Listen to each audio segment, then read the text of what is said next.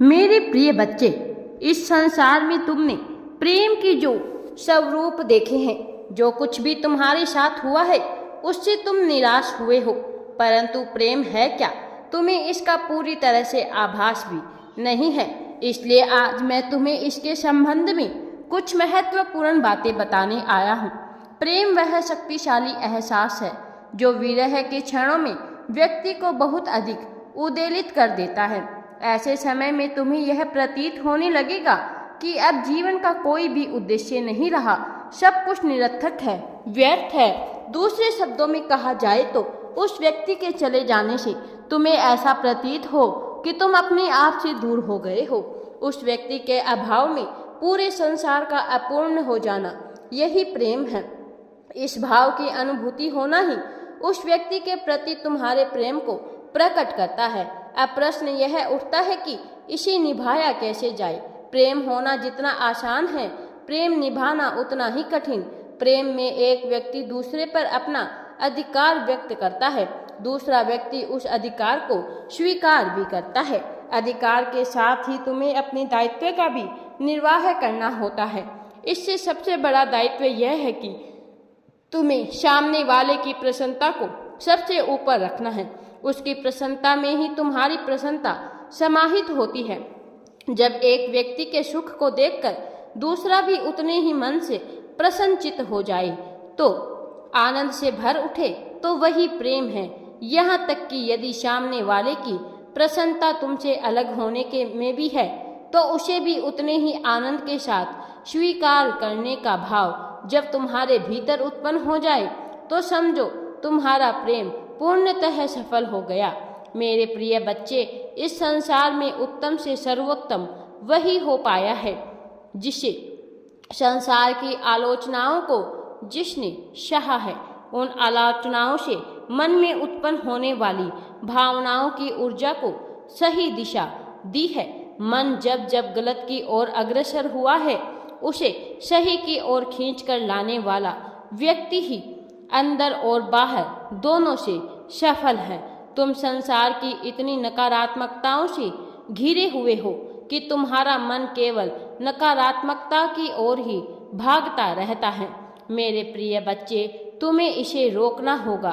जब जब तुम्हारा मन ऐसा करने का प्रयास करे, तो उसे खींचकर अच्छे विचारों की ओर लाओ, सकारात्मक ऊर्जा से भर दो।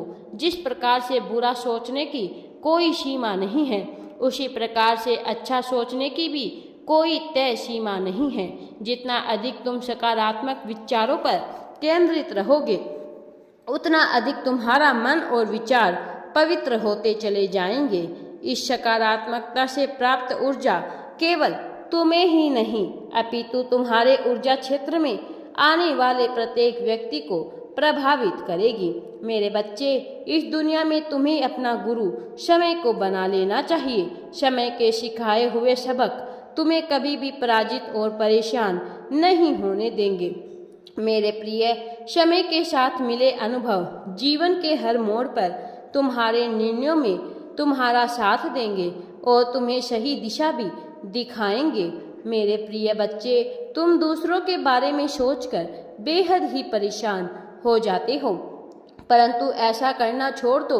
यदि तुम्हारी नीयत और अंतर आत्मा पवित्र है, तो इस बात का कोई असर नहीं पड़ता कि संसार तुम्हारे बारे में क्या सोचता है।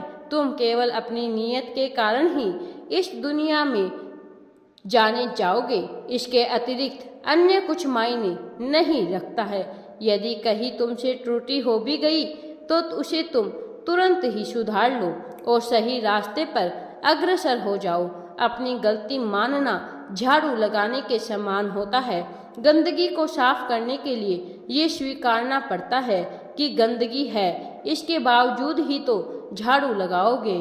और एक बार आत्म अवलोकन की झाड़ू लग गई, तो ये तुम्हें साफ, स्वच्छ और सुंदर बना देगी। यही तुम्हारी सफलता का प्रथम मार्ग भी है। यही तुम्हारे दुखों को हरने का सबसे अच्छा माध्यम भी है। मेरे बच्चे, कुछ अच्छा और बड़ा करने के लिए हमेशा अवसर खोजते रहना या अच्छे अवसर की प्रतीक्षा करना बिल्कुल भी व्यर्थ है। तुम जीवित हो तुम सही सलामत हो। क्या ये एक अच्छा अवसर नहीं है? इससे अधिक अच्छा अवसर और क्या चाहिए तुम्हें? किसी अवसर अथवा व्यक्ति की प्रतीक्षा में बैठे रहोगे तो क्या हासिल होगा? सिर्फ समय नष्ट होगा। सदा प्रसन्न रहने का एक ही तरीका है, सबसे पहले अकेले हो जाओ। अपने आप से खुश रहना सीखो, स्वयं से प्रेम करना सीखो, अपने आप में आनंदित होना सीख जाओ। मेरे प्रिय, तब भी जब तुम्हारे आसपास कोई ना हो, तब भी जब तुमसे मिलने कोई ना आए, इतने प्रसन्न कि तुम किसी की प्रतीक्षा करने का विचार भी न कर पाओ। मेरे प्रिय बच्चे, अब तुम स्वयं में संपूर्ण हो चुके हो। तुम्हें अब किसी की प्रतीक्षा नहीं होगी। कोई आ गया तो अच्छा है, परंतु यदि कोई नहीं आया तो भी तुम प्रसन्न नहीं रहोगे।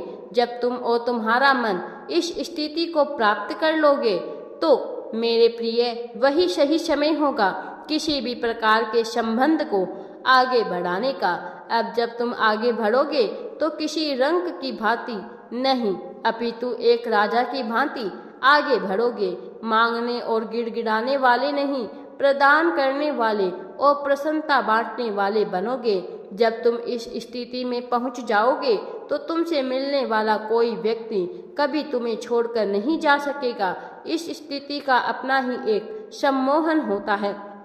तुम कितने ही सफल होकर बड़े क्यों न बन जाओ मेरे प्रिय, लेकिन कभी भी स्वयं को उस व्यक्ति से बड़ा मत समझना जिस व्यक्ति ने जिसके हाथों को थामकर तुमने सफलता की ये सीढ़ी चढ़ी है। मेरे प्रिय, ये बात को दर्शाता है कि तुम्हारा मन पर शासन है, मन का तुम पर नहीं। मेरे प्रिय बच्चे, तभी तुम सच्चे मायने में पूर्ण सफल हो पाओगे और जीवन में आगे बढ़ पाओगे। ऐसा इसलिए मेरे बच्चे क्योंकि सफलता के लिए दूसरों पर शासन होना आवश्यक नहीं है। इसके लिए आवश्यक है तुम्हारा स्वयं पर शासन होना।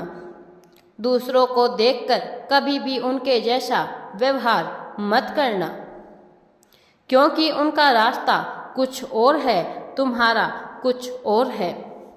दूसरों को देखते देखते तुम कई बार स्वयं को ही भूल जाते हो। मेरे प्रिय बच्चे, यही तुम्हारे कष्टों का कारण भी बनता है।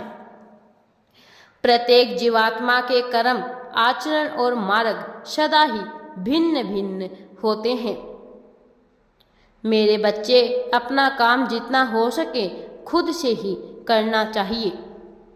खुद से अपने जितने काम करोगे उतना ही कम दूसरों पर तुम आश्रित रहोगे, उतनी अधिक स्वतंत्रता तुम्हारे जीवन में होगी और तुम्हारा कार्य करने वाले न तो तुम पर एहसान लाद पाएंगे, न ही तुम्हें बुरा भला कह पाएंगे।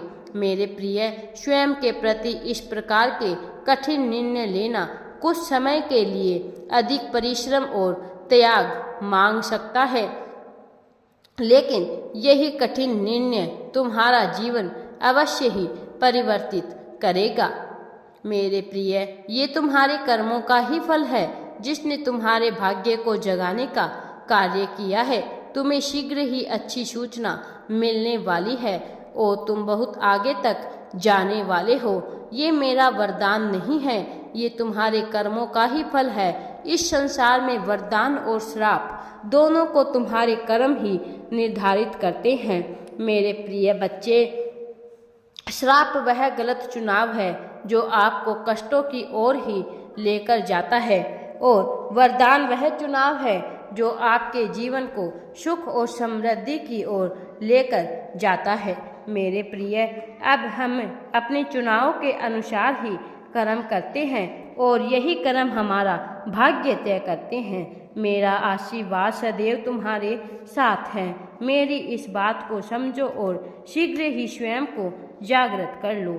हर हर महादेव जी। वीडियो पसंद आए तो लाइक, शेयर एंड चैनल को सब्सक्राइब जरूर करें। कमेंट में हर हर महादेव या ओम नमः शिवाय अवश्य ही टाइप करें।